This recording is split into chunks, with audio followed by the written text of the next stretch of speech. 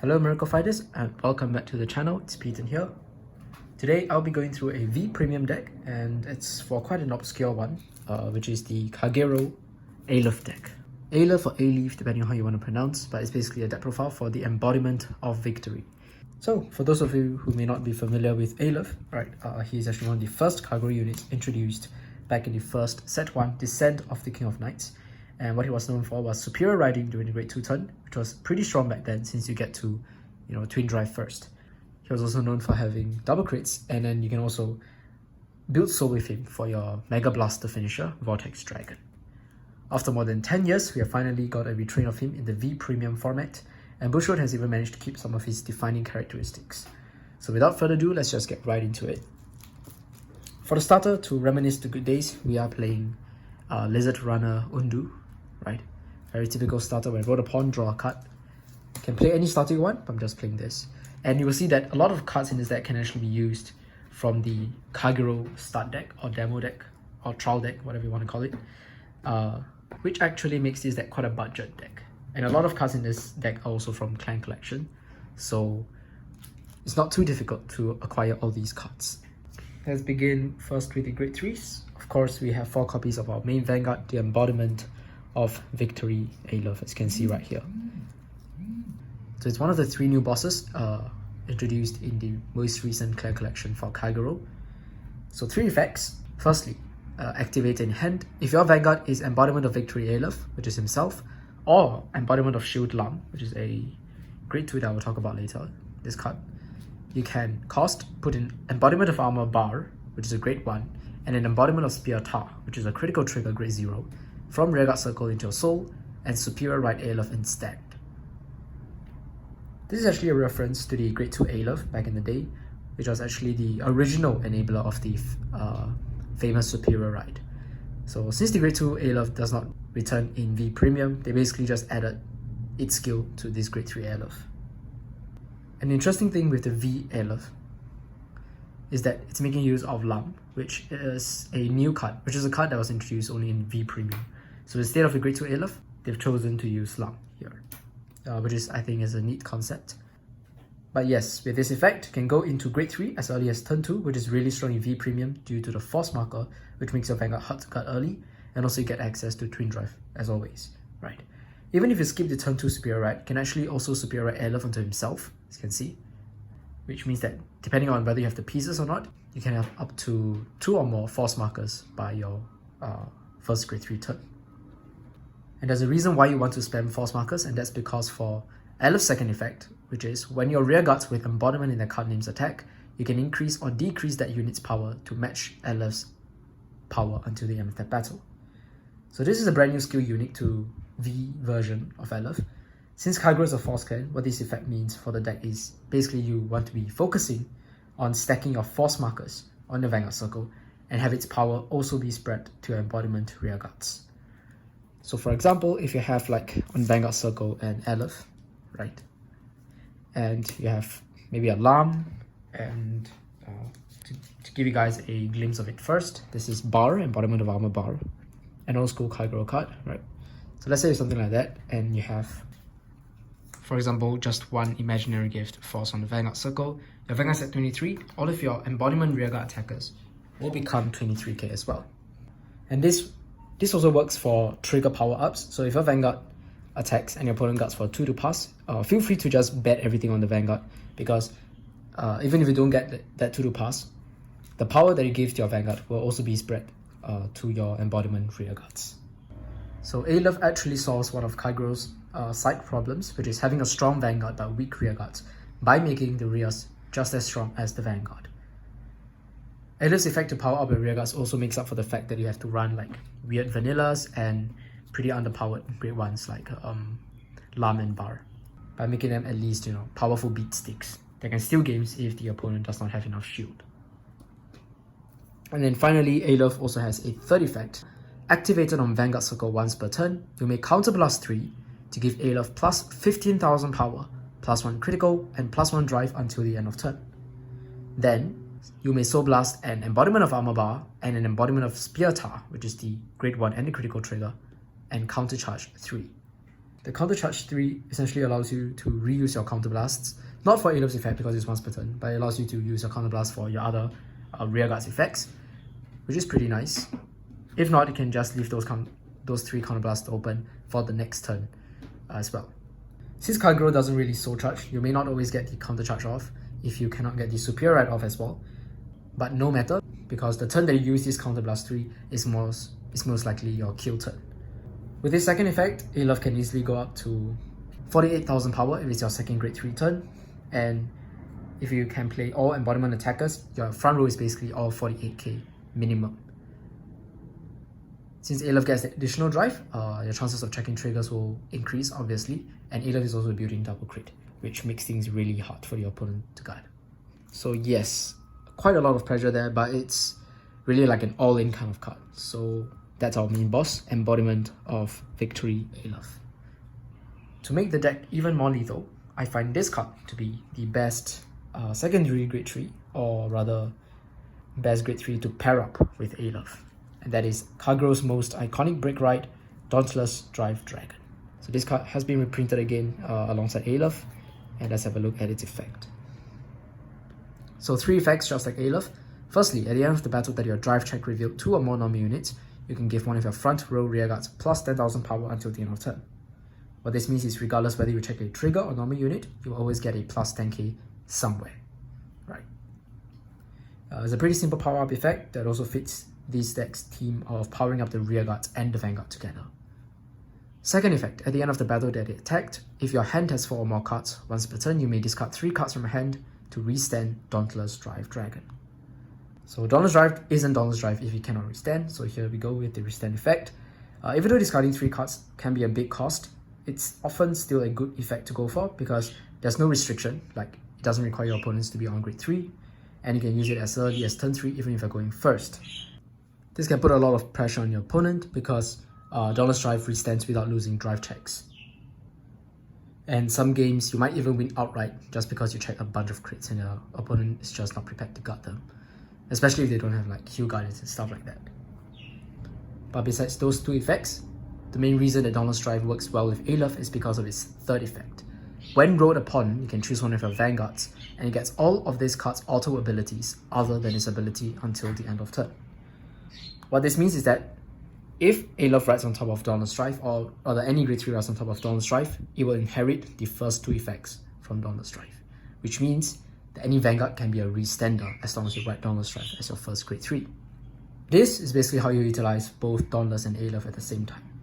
Break running Aleph onto Dauntless basically means that you get to combine all the raw power, the double crit and the triple drive of Aleph that we talked about just now, along with the restand effect of Dauntless Drive. Meaning you can swing twice with your Aleph, which is at 48,000 double crit triple drive, twice. And because the restand doesn't lose drives, Aleph will be triple drive for both attacks. So there's like 6 drives total, giving you a lot of chances to check into your triggers. So the combination of these 2 is pretty obvious. It's going to be the deck's main winning strategy, right? Break riding Aleph onto Dauntless. And therefore you want Dauntless to be your first grade 3 ride most of the time in this deck. It does mean that you have to let go of the superior ride effect of Aleph, right? Because if you want to ride Dauntless first, obviously you cannot be superior riding Aleph. But usually the kill potential is much more worth it than the countercharge, in my opinion. Even if you don't have Aleph, break riding Dauntless onto Dauntless can also give you a triple attack Vanguard, since you can use each of the Dauntless effects independently, like they're not hard once per turn, so you can potentially go up to 3 Vanguard attacks as well with Dauntless over Dauntless. And so those are our 2 main grade 3s. To round up the grade 3s, I'm just running 1 copy of Blazing Flare Dragon. This slot you can play any grade 3 that you want, but the reason I play Blazing Flare is because of its effects, which I will talk about now. Firstly, activated on Vanguard and Rearguard Circle once per turn, you may Soul Blast 1 or more cards, and for each card that you Soul Blast for this cost, you can choose one of your opponent's Rearguards and retire it. If Blazing Flare Dragon is on the Vanguard Circle and you paid a total of 5 Soul Blasts or more, which means you get to board wipe with your opponent, as a bonus, you also get to remove all of your opponent's markers from their circles, including Protect Gave markers. In this deck, you don't really have that much soul to go Soul Blast 5 consistently, but having the ability to spot retire every single turn is really nice. And as you've probably noticed, Aleph and Dauntless Drive both don't retire. They just focus on, you know, being big and stuff like that. So having a bit of retire in the form of Blazing Flare can be really nice as well. Against certain decks, I guess the possibility to remove all of their markers can be a good option as well, especially against decks that can spam markers easily, like, I don't know, Vanquisher or Luwad or whatnot, to hinder their offense a little bit, right? And the way that you can soul charge for this deck, apart from Aleph's effect to, you know, Superior Right, that's one way of increasing your soul. Another way is Blazing Flare itself. When it attacks on Vanguard and Rearguard Circle, you may soul charge 1. And then if your opponent's Vanguard is grade 3 or greater, and they have no Rearguards, then Blazing Flare gets plus 10,000 power. So it's quite a beat stick as well. It's 23k minimum attacking, and it gives you that extra soul, which sometimes you may be lucky enough to soul charge into your bars and towers and whatnot. So yeah, just one copy of Blazing Flare. Previously I was actually playing like the very first VR in Kagero, Dragonic Waterfall, because that card can also cheese up games where it just prevents the opponent from guarding with Sentinels and just hit for a gigantic Vanguard.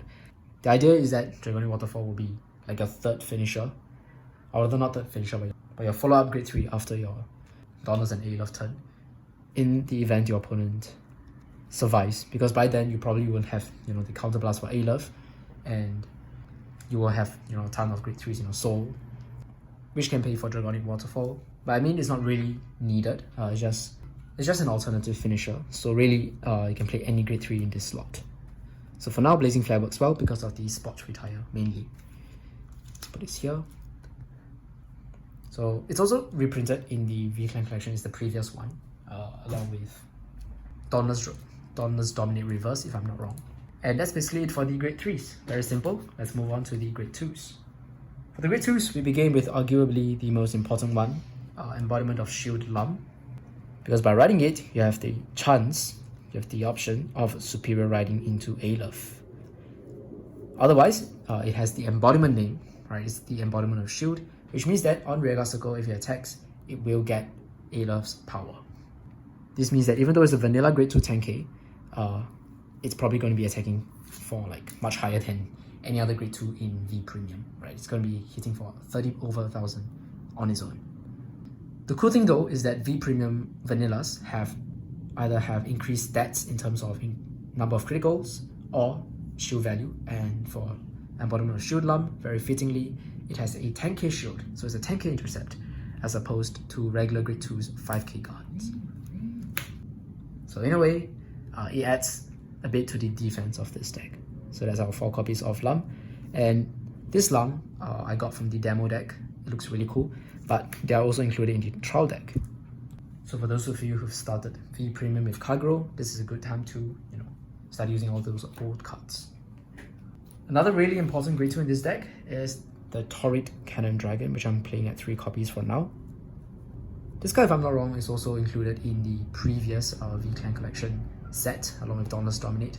I didn't get that set, so obviously I don't have them now, but they shouldn't be too difficult to find. But what Tahr Cannon Dragon does is, activated on Vanguard and Rearguard Circle, once per turn, you may counterblast 1, put a normal unit from your drop zone on the bottom of your deck, choose one of your opponent's grade 2 or less rearguards, retire it, and if a hand has 4 or less cards, draw a card. The main reason that I'm playing this card is not really for the retire, but more so for the draw.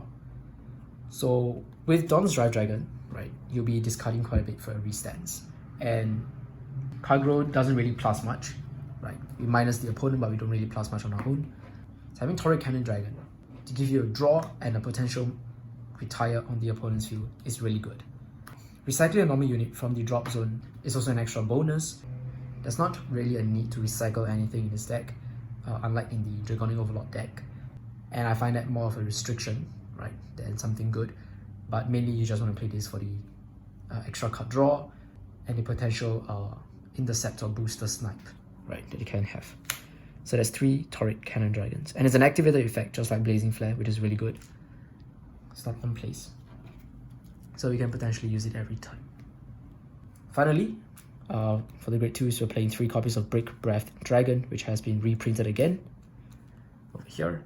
So what Break Breath Dragon does is, It has two effects. Firstly, at the end of the battle that he attacked, if your opponent's rearguard was retired this turn, you may retire itself and draw a card.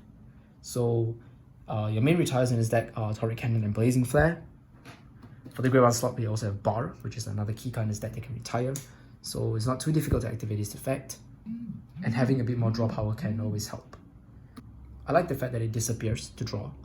Disappearing is really good because it prevents the opponent from damage denying you. So if your opponents know that you are playing Aleph, they might try to deny you the 3 counterblast for the effect, and so they might start swinging into rearguards and whatnot. So having, at least a rearguard that can disappear can be really good because it forces them to attack your Vanguard. Otherwise, Big Brave Dragon is actually this deck's secondary right target, main right target, because when rolled upon, you can choose one of your opponent's rearguards and retire it. If it did not retire, draw a card. So if you want to keep Lam as a rearguard and don't want to write into him, you can just write into Break Breath, because no matter what, it's going to give you either a plus or minus on your opponent's board, which is good. So that's 3 copies of Break Breath Dragon. There are actually quite a number of other Grade 2 options that you can play for Kagero. So for example, you can play like Berserk Dragon if you really want. Berserk Dragon also gives you a draw if you write it, and a retire as well. But I find that it can sometimes use up resources quite unnecessarily. Though Berserk Dragon does get 3k plus 3k if it attacks, and you have more rearguards than your opponent, making it able to hit Vanguards unboosted. So that's a nice touch as well. Therefore, I think that's one possible option. Otherwise, you guys can also play maybe Burning Horn Dragon as a discard fodder, because you can also retire the opponent's rearguards during your turn if you discard it. You can also play Bellicosity Dragon to get power after you retire your opponent's rearguards, especially with Blazing Flare, right? Since Blazing Flare can retire multiple at once, so you can pump Bellicosity to quite high numbers. Otherwise, if you're building on a budget and literally building from the trial deck like what I said at the beginning, you could even run Dragon Knight Nahalem from the first trial deck, just for the simple on plays retire and 15k attacker, which if boosted by any Grade 1 will hit for magic number in this deck. So all these are possible choices, but none really gel well with the theme of the deck, because this deck is very simple. Honestly, you just need like your Embodiment as attackers. These are all like accessory Grade 2s, and sometimes I may even plop these 2 guys in the back row as snipers, but my front row is just filled with Embodiments, and this guy's just at the back row to help me retire the opponent's rearguards. And because they're in the back row, my opponent cannot get rid of them by attacking into them. So they also must have some form of retire in the decks if they want to get rid of these guys. Otherwise, they will be relatively safe in the back row. But yes, whichever Grade 2 you guys want to play is really up to you. Just make sure that you have turret cannons, your Lams as the main ones. Now we can move on to our Grade 1s. So of course, we have 4 copies of the Embodiment of Bahr, one of the 3 cards required for the Superior Rite of Aleph. Bahr, when placed on Rearguard Circle, can pay 1 Counterblast and 1 Soul Blast to retire a Grade 2 or less Rearguard in the same column as itself, and then if you have more Rearguards than your opponent, it also gets plus 5000 power. Although it's a nice retire, it's not really a skill that I go for most of the time in this deck, since the power up is redundant if you want to use Bahr to attack. Since his power just changed to Aleph, doesn't care whether it gets plus 5k or not. And your Grade 2 Turret Cannon and Blazing Flare are a bit more efficient with using resources to retire. So really, Bahr in this deck, you can just play the vanilla version, which does exist. If I'm not wrong, it's part of the demo deck, just like Lam. But I'm just playing the effect one, just in case, the retire can come in handy or whatnot. But yeah, very basic, 4 copies of him because it's named Embodiment. Next up, I also have 3 copies of the Dragon Knight Hishot, which has been reprinted in this set along with Aleph. So there's no reason not to have him. Okay. Hishot is, I would say, the deck's main Grade 1 right, because when rolled upon, you can check the top 5 cards of the deck, reveal up to 1 Grade 3 or greater card from among them, put it into your hand and shuffle the deck. It's a free +1 if you actually find a Grade 3. And finding a Grade 3 is really important, because in this deck, we want to be riding Dauntless Drive first for our main play. So you want to make sure that by first Grade 3 turn, you have a Dauntless Drive, at least 1 Dauntless Drive in your hand. Otherwise, Hishot can also search for your Heal Guards, which are also Grade 3s, to give you a bit of defense in the early game.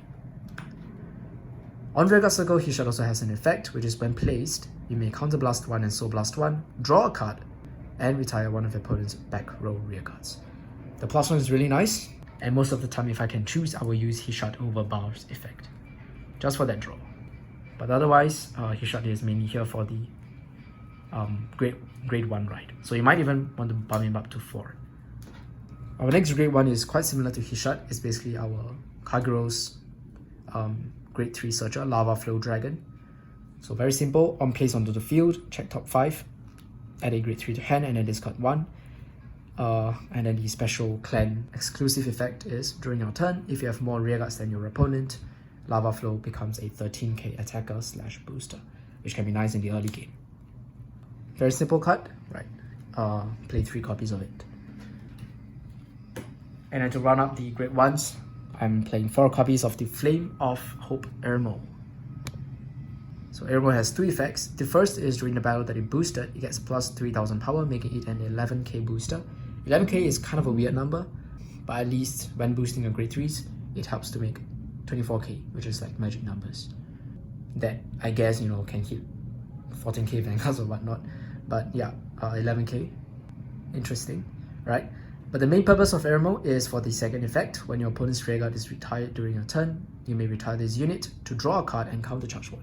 So once again, more draw power is always welcome. And the countercharge is really good because it can make things like Turret Cannon free. And it can recuperate, or not really recuperate, but rather refund the cost of things like Bahr, his shot, and even go negative on the counterblast if the retire was due to Blazing Flare. Because Blazing Flare costs 1 Soul Blast to retire. If you can convert that Soul Blast to a countercharge, that's a lot of value right there. So yep, Ermo is in here mainly for the countercharge and the draw when you retire something.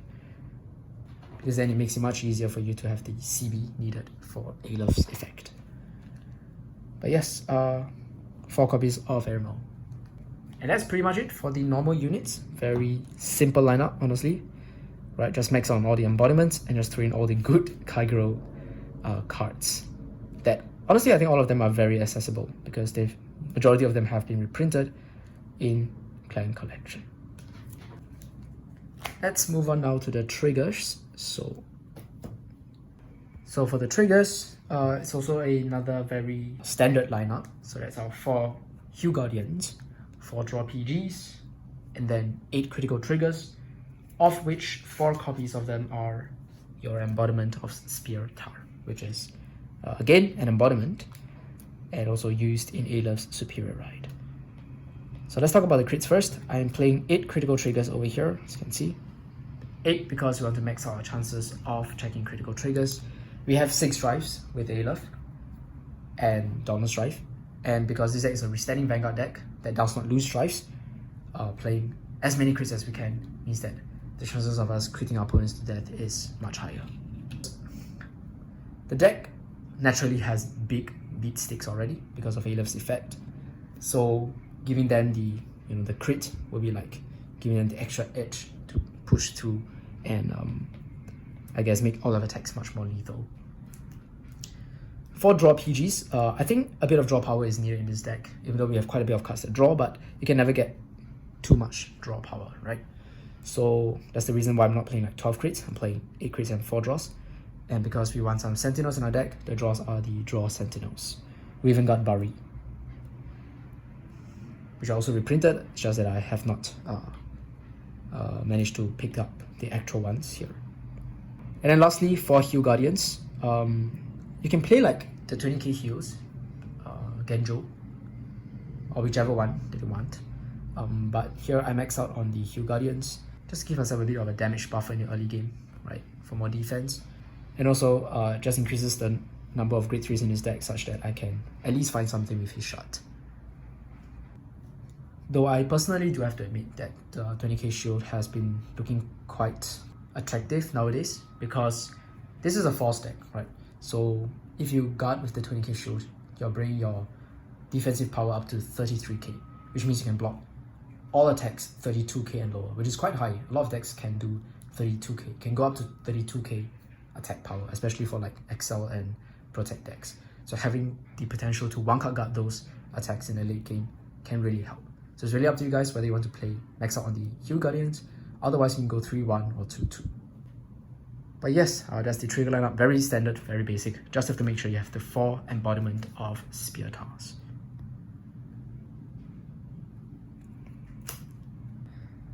Oh, another thing about the Hue Guardians also is you might not want to play that many as well, because sometimes you do want to be taking damage early, just so you can ensure that by second grade 3 turn, or even first grade 3 turn, you can go for Aleph's gigantic power and crit and triple drive and stuff like that. So there may be some logic in playing 20k shield heals as well. But besides that, we've basically come to the end of this deck profile. There's really not much alternatives. I've already talked about the possible grade 3 alternatives, which is Dragonic Waterfall for this deck. And I've also talked about possible grade 2 alternatives. So the rest of the deck here is pretty standard, pretty self-explanatory. The deck is very simple in its game plan as well, since Aleph and Dauntless pretty much carry the deck. All you need to know is what these cards do, and you can pretty much figure out the rest on your own. This deck is a predominantly Force 1 deck, where you just stack all the Force markers on the Vanguard circle, restand with Vanguard a bunch, and check a bunch of triggers, have high hitting rearguard columns as well because of the effects, and just go for game right there. One thing I might not have mentioned when I was talking about Aleph's second effect also was that because Aleph changes the attack power of your embodiments, right, by increasing or decreasing the power to match its attack, there is no point in boosting them, since the power will just go to Aleph's power. So the good thing about this deck is that you don't have to commit too much to the field. All you need is really just 2 embodiment rearguards in the front row. You don't even need anything in the back row, and they will already be attacking for like massive numbers. This means that you can actually save up a lot of these grade 1s cards, or even your grade 2s in your hand to act as shield, because grade 1s are 10k shield, which is really good. Otherwise, they can act as discard fodder for the restand. Not needing to use that many cards to produce quite a bit of output is actually what makes this deck really economical in my opinion. It does make the deck have a bit more defense than regular Kagero decks. Do note though that many players will attempt to kill rearguards quite often, so one strategy that I've started employing is maybe not calling down all the embodiments every time you draw into one. So I'll just go like 1 column embodiment rearguard, 1 Aleph on the Vanguard, and something else. And then once I'm ready for my kill turn, I just plop 2 embodiments. That's for cases where I'm not really drawing into a lot of embodiments, right? So I want to save up on a little bit of embodiments until my push turn. Otherwise, if I see that I have a bunch of embodiment cards in my hand, I'll just go ham, right? Just call on all the embodiments that I have. Just make sure my entire front row is full of embodiments, and I can just go all in. Sometimes you might even consider calling down your critical trigger, like Embodiment of Spear Tahr in the front row, because on its own, it's going to be attacking at the same power as Aleph, which is quite insane. All in all, the Aleph deck is a fun and pretty budget deck, since as I've mentioned, most cards come in V-Clan collections, and it doesn't require any VRs as well, if you're not playing like Dragonic Waterfall. Because Aleph is not a common and popular deck, it can catch people by surprise, especially if they don't realize how big the deck's numbers can become, and how threatening a double crit restanding Vanguard with extra drives can be. So it's possible to cheese out some wins because your opponents are not prepared like that. But that's pretty much it for me. I'll just leave the profile right here, and if you guys have anything you'd like to comment about for this deck, do leave them in the comment section down below, and I'll be sure to reply to them. As always, till the next one, bye guys.